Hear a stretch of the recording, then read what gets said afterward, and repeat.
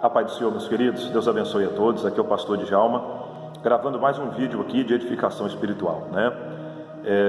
Meus queridos, hoje eu quero tratar de um assunto bastante interessante, mas antes disso, deixe sua curtida aí, deixe seu like, inscreva-se no nosso canal, compartilhe o nosso vídeo, que são verdades espirituais para a salvação, para o bem-estar da caminhada cristã, tá bom?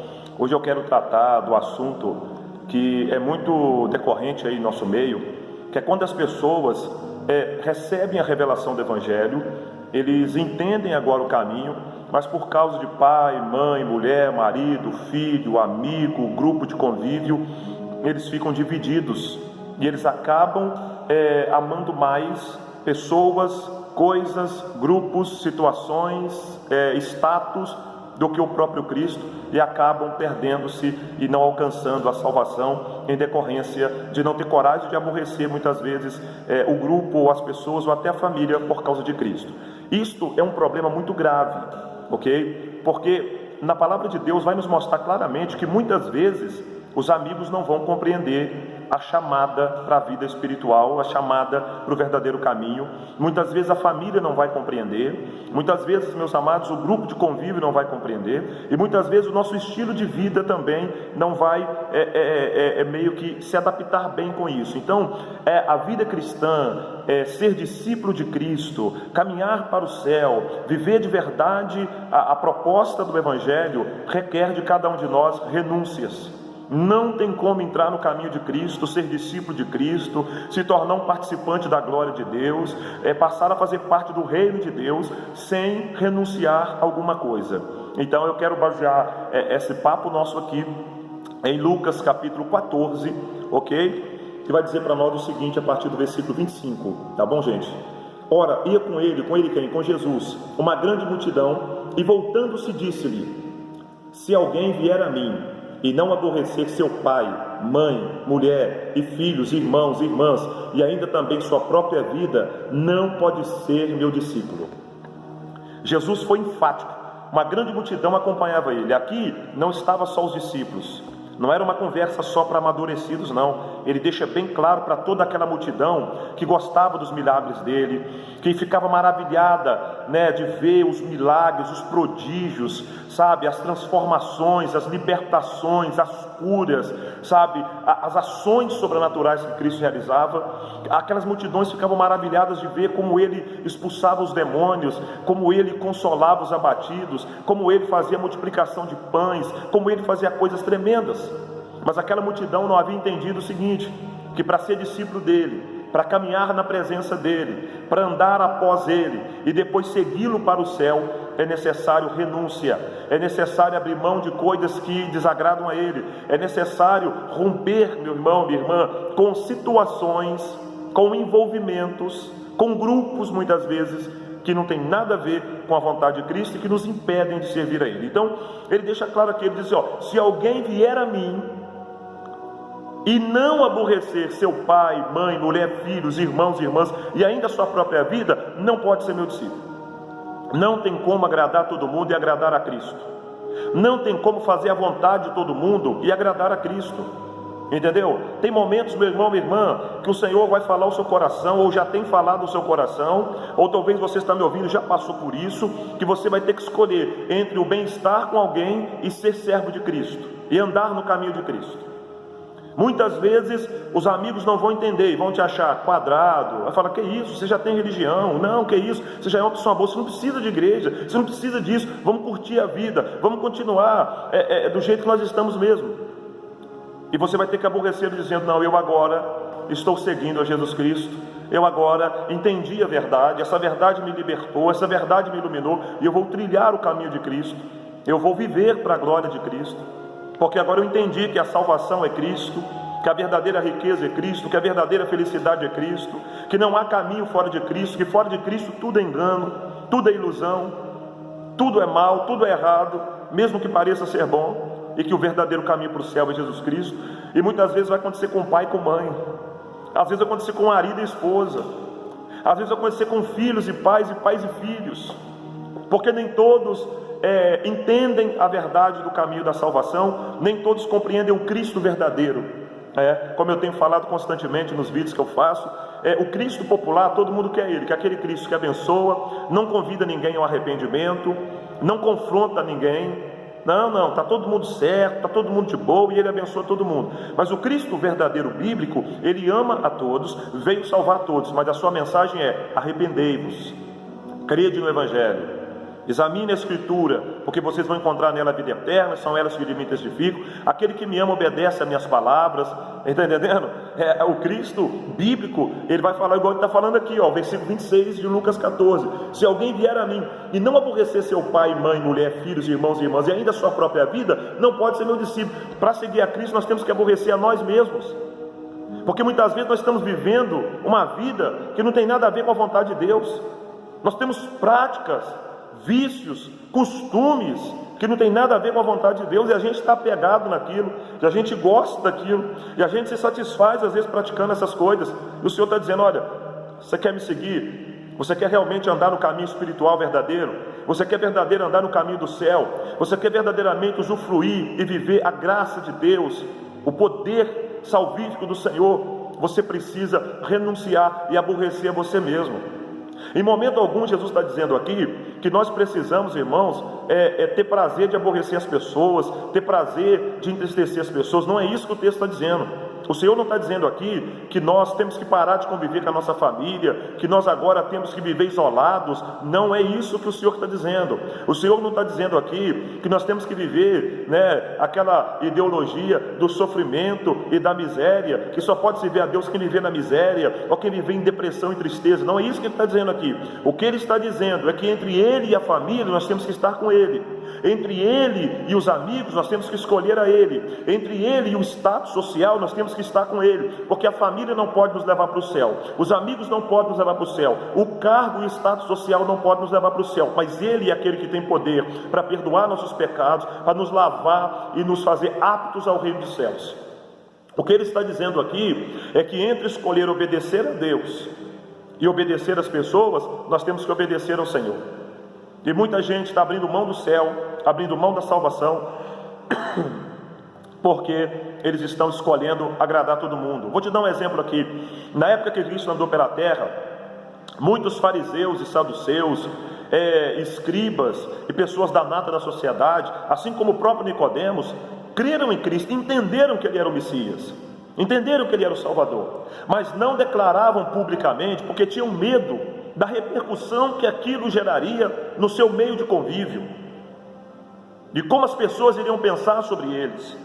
E com isso muitos deles se perderam, porque eles amavam mais a glória do mundo do que a glória de Deus. Eles se preocupavam mais com a opinião das pessoas do que com a opinião que a palavra de Deus emite. E nós precisamos tomar cuidado, meus queridos irmãos. É melhor estar sozinho com Cristo do que rodeado de pessoas caminhando para o inferno, caminhando para a perdição eterna.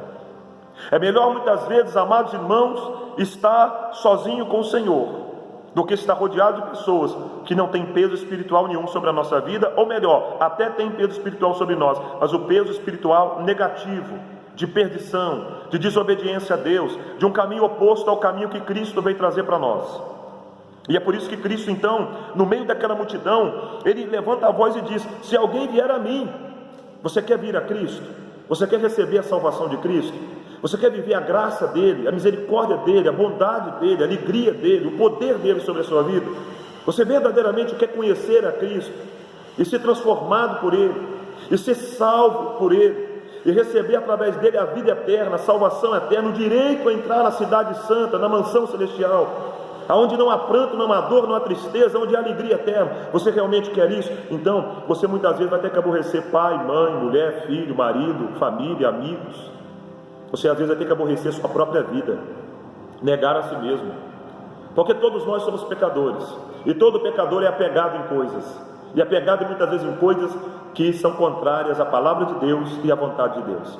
Mas eu quero te dar uma notícia maravilhosa: vale a pena negar a nós mesmos, aborrecer a nós mesmos e às vezes até as pessoas, para estar com Cristo, porque aqueles que perseveram nisso, eles encontrarão uma riqueza tão grande, uma paz tão grande, um preenchimento tão grande, que eles, após passarem pelaquela crise da renúncia e do aborrecimento de si mesmo e do grupo de convívio, eles encontram uma intimidade tão real, uma paz tão real, uma salvação tão real, que eles declaram em alto e bom som: valeu a pena conhecer a Cristo, valeu a pena escolher a Cristo, valeu a pena. E se isso muitas vezes é declarado aqui na terra, imagine comigo o dia que nós adentrarmos a cidade santa, o dia que nós adentrarmos os portões celestiais, e mesmo tendo sido perseguidos, tendo sido às vezes oprimidos pela família, pelos amigos, e às vezes pela nossa própria natureza, tentando nos fazer recuar e desistir de Cristo, e desistir do caminho dele, mas por graça e misericórdia, nós perseveramos, nós continuamos,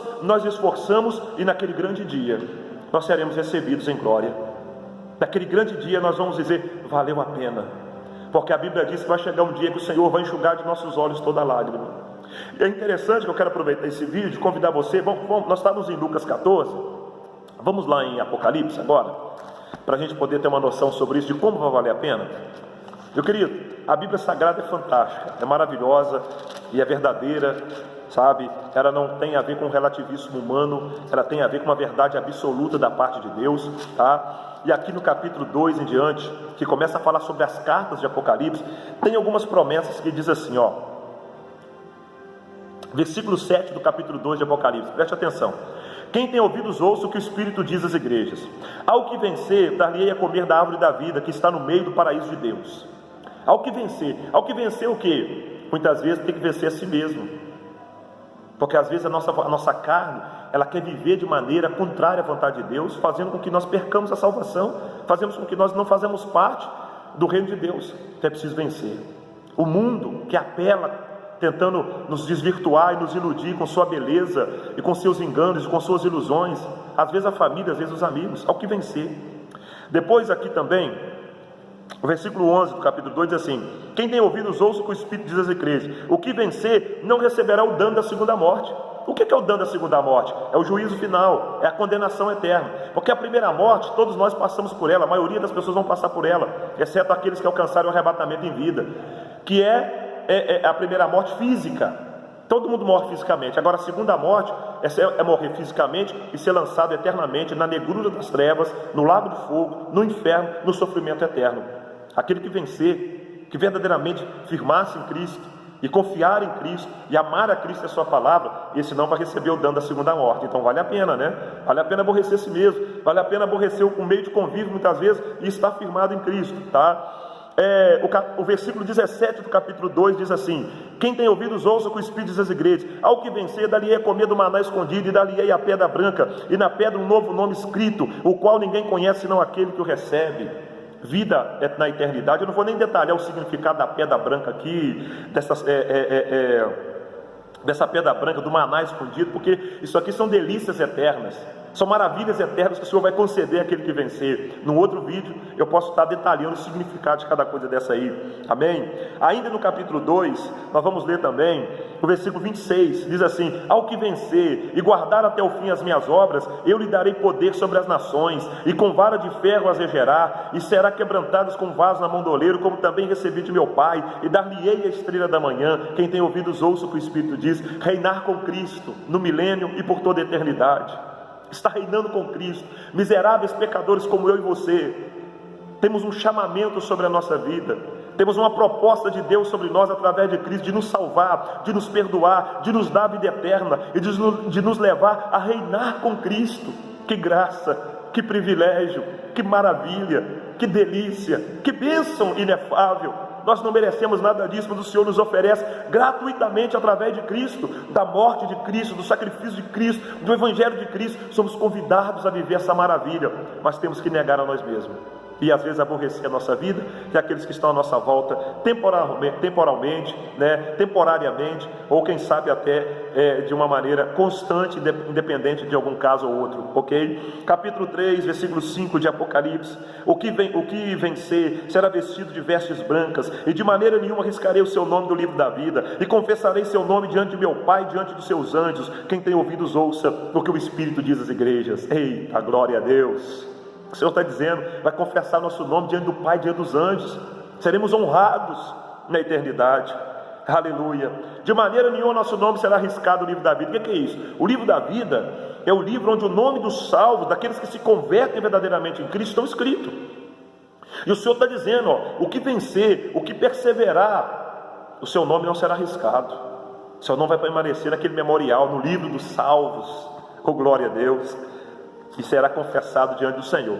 Ainda no capítulo 3, versículo 12, a quem vencer, eu farei coluna no templo de meu Deus, e dele nunca sairá. Escreverei sobre ele o nome do meu Deus, e o nome da cidade do meu Deus, e a nova Jerusalém que desce do céu do meu Deus, e também o meu novo nome. Quem tem ouvidos ouça o que o Espírito diz. Isso aqui, irmãos, de maneira bem simples, sem detalhar muito aqui, que a gente pode fazer isso no outro vídeo, é estar eternamente no templo de Deus, sendo iluminado por Deus, recebendo a glória de Deus, vivendo a glória de Deus, servindo a Deus por toda a eternidade. É uma coisa inefável, uma coisa maravilhosa, uma coisa grandiosa, uma coisa imensurável, a qual o nosso entendimento humano tem muita dificuldade de compreender a grandeza disso agora. Mas são promessas sobre aquele que vencer, tá? Ainda no capítulo 3, versículo 21, vai dizer o seguinte: ao que vencer, lhe concederei que se assente comigo no meu trono, assim como eu venci e me assentei com meu Pai no seu trono. Quem tem ouvidos ouça o que o Espírito diz às igrejas. O Senhor está dizendo para nós, olha, assim como eu venci e eu reino com meu Pai, vocês vão vencer e vão reinar comigo. Aleluia. Então, meu querido irmão, negue-se a si mesmo, diga não ao pecado, obedeça a palavra de Deus, confia totalmente em Cristo no seu sacrifício. Se for preciso, às vezes, aborrecer alguém ou aborrecer você mesmo, aborreça, mas firme-se com Cristo.